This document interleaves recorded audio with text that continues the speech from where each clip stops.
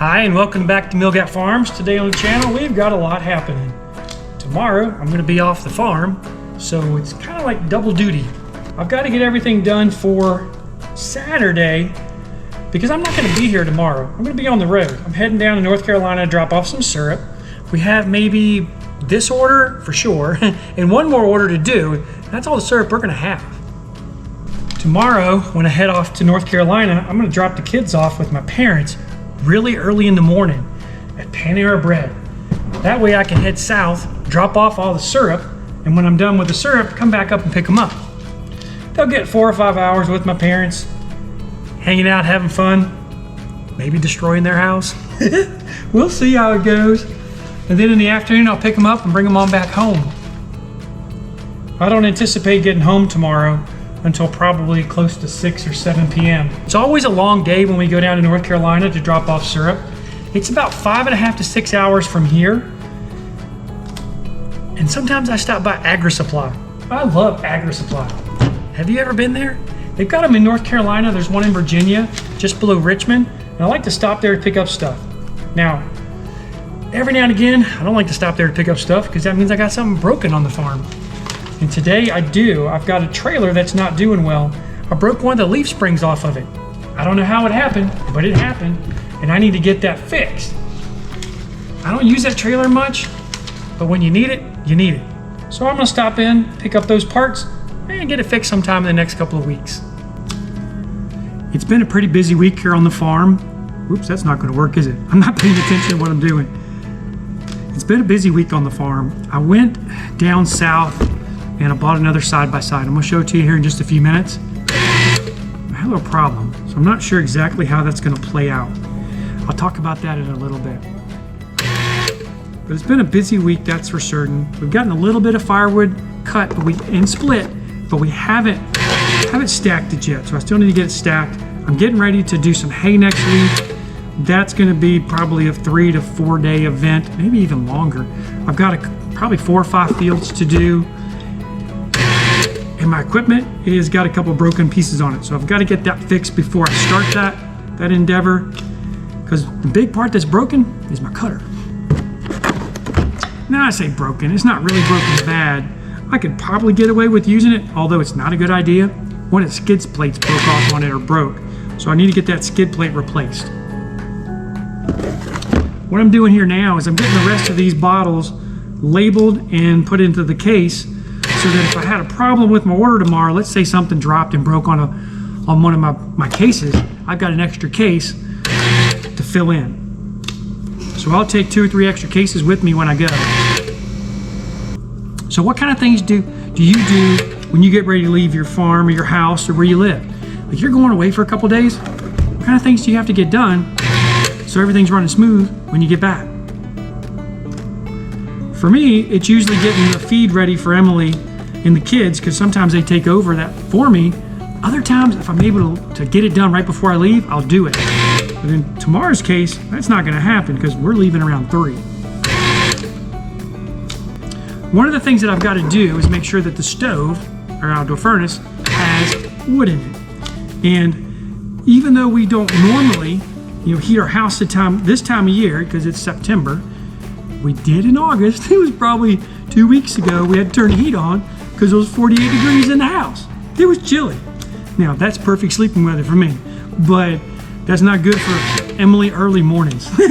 So we had to turn the heat on, and that's okay. I don't have a problem with that. But we do a thing with our outdoor furnace called batch burning. And what that is we put the wood inside the stove, we turn it on, let the water get hot, and then that'll give us hot water for 2 to 3 days. So instead of having that stove running constantly for those 2 or 3 days, it just runs for about 2 to 3 hours, heats it up to the temperature that we need, which is around 180, and then we're able to draw off of that for just 3 or 4 days. It kind of depends. If we're washing a lot of clothes or dishes or the kids and everybody's getting dirty and we have to take showers every day, then it may only go 2 days.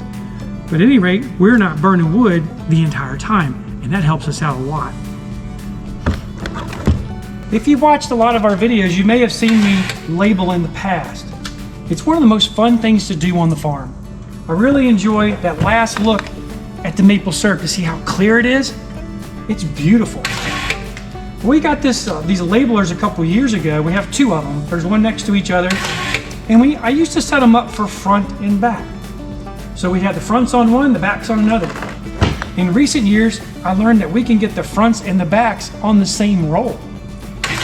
Now that helps many ways. Sometimes we find that one person's faster than the other doing the labeling. And when that happens, you get backed up with the bottles. And so by having alternating front and back on the same roll, you don't have that problem. Somebody can go either person go as fast as they want to go, and the process goes a little bit quicker. Now something else that's kind of interesting too, front, back. So you never have an opportunity of leaving a back off, or maybe a front. It's unlikely you leave a front off, but it's happened where the backs have been left off. Now that you have front and back, you're only doing 1 bottle at a time, but you're able to make sure that you don't have any mislabels or labels missing. Those cases right there, you get wrapped in plastic so that they don't move when they're in the truck. These are the extra that I just finished. I'm gonna set them aside and put them in inventory. Right now I got a couple things to do in the office. I'll be right back in just a little bit. I'm gonna show you how I get that thing wrapped up. Oh, right there.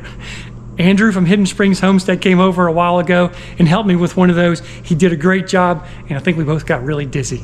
It was a lot of fun.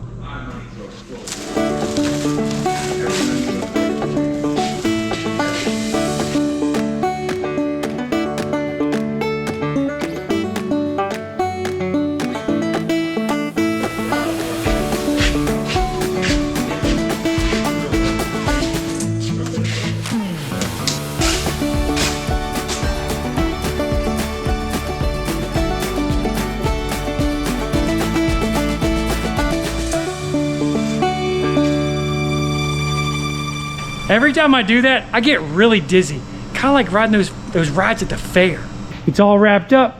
And clean the truck out, load it up, and get ready for strapping it down. Truck's all loaded, it's time for lunch, and it's on to the next adventure.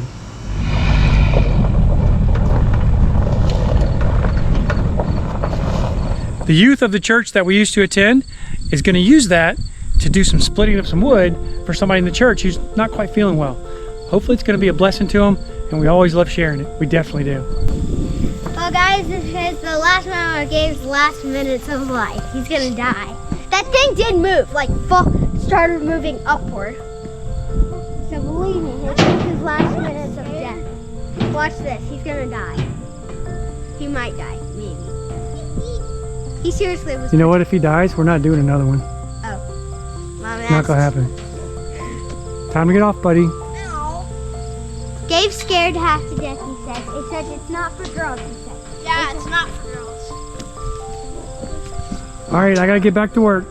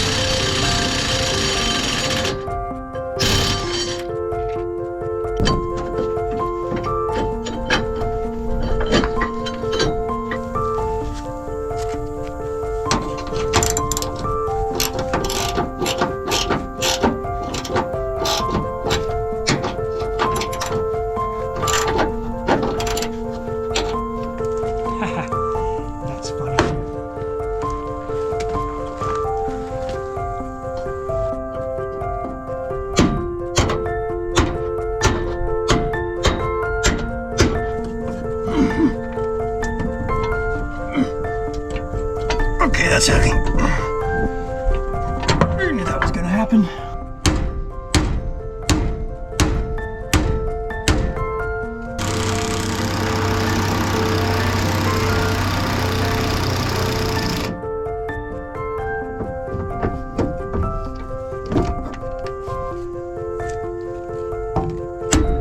Yeah, that works. Yay!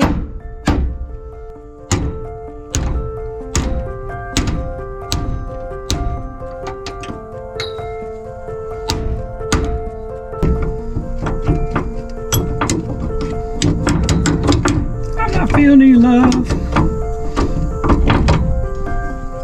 There we go. Now I'm feeling some love. Okay. I gotta say that went a little better than I thought it was gonna go. Although there was a couple of challenges here and there.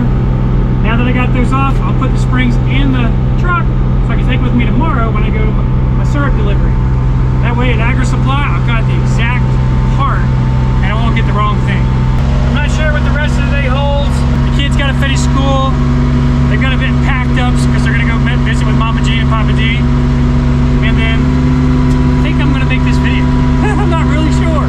But I got a few more things to get done. Let's see what I can get done before the day is over. So I'm not...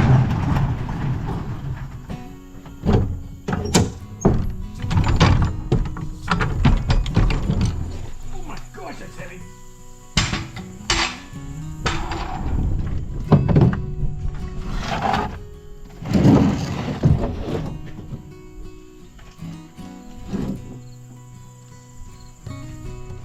I told you I'd share with you what we got here recently, and this is a 2020 Yamaha Viking. I don't care for the color red, but it works. You can see my old one right here. This one's got a lift kit on it, about 3 or 4 inches. Pretty soon I'm gonna put a video out on how to buy one of these things, because I did make a mistake. It was a pretty significant mistake too. I wish I'd caught it. I'll tell you in this video what it is, but in the next video, I'll even go into more details. This side-by-side right here will go 50, 55 miles an hour-ish. The red side-by-side that we just got will only go 35. I've gone through all sorts of stuff on it, from the gas tank to, let me see, what else? Throttle position sensor. I changed the tires out from my old one to this one. As fast as I can go is about 35. So it's being like rev limited to some degree. It is possible, and the next thing I'm gonna try is the clutch. Oh, I say clutch. The drive belt, the clutch, those two things up inside of there. Maybe that's what it is. Thankfully, I've got this one, which is in good shape. So I'll take this one off, put it onto this one, and we'll see if it's gonna work. It does have a little bit of a faded paint job on it. I don't really care about that. My plan was to take my body parts off my old one, put it on this one, because I like the camo a little bit better. Overall, it's a pretty tight machine. No major issues, but I do think the clutch is bad in it. Now, the clutch is kind of hateful where it's located. You can get to it, you can service it, because you do got to change the belt every now and again. I say every now and again. I've never changed the belt to my other one. At some point, maybe 5 or 10 years in, you might change the belt, or it breaks, change the belt. I don't know if it'll ever break. I have beat mine up, and it still does quite well. The clutch is located up inside of there. I've already pulled all the body parts off, so it should be fairly easy to pull that clutch out. I am a little bit nervous though. Here, let me show you the wood yard. We ended up dragging that forward a little bit to get the splitter out, which was behind it. All of this is going to get moved and repositioned. The way I've currently got it set up is I put my wood on this side, I split, it comes into here, and then off it goes to get stacked. If there's a more efficient way to do this, let me know in the comments below, because I'd really appreciate it. I love splitting wood, but I like doing it efficiently. Much like anything else on the farm. The more efficient you are, the easier it is. I don't know if you can see them, but all of our cow calves are down there hanging out. Hopefully none of them are in the garden, because I know Emily will lose her mind. Down there where you see the other cows, they were all hanging out the fence, kind of getting to know each other. After a day or two, I'm gonna let everybody go together, and then we're gonna have one big herd, so when the bull comes back, he can do his job with everybody versus having to go to pasture to pasture to pasture. I think that's gonna be pretty cool. So I'm not sure if my day is over yet. I do need to get the truck loaded with my kids' stuff, get my invoice ready, get on my bag packed for tomorrow. Not that I carry a lot of stuff, but every now and again, I do carry a few things, like my camera, like some other stuff. So there's a few more things I need to get done, including make this video. So I want to say thank you. Thank you for taking time out of your day to watch our crazy videos, because you just never know what we're going to do here on the farm. We're grateful to have you. If you're a subscriber, thank you for coming back. If you're new to the channel, consider subscribing. Without a doubt, do give us that thumbs up. It really means a lot to us. We really love hearing from you in the comments. That's super, super cool. It's neat to see all the different places people watch our videos, and I just love hearing from you. So thanks a lot for watching. Don't forget the thumbs up on the way out. And until the next video, God bless you.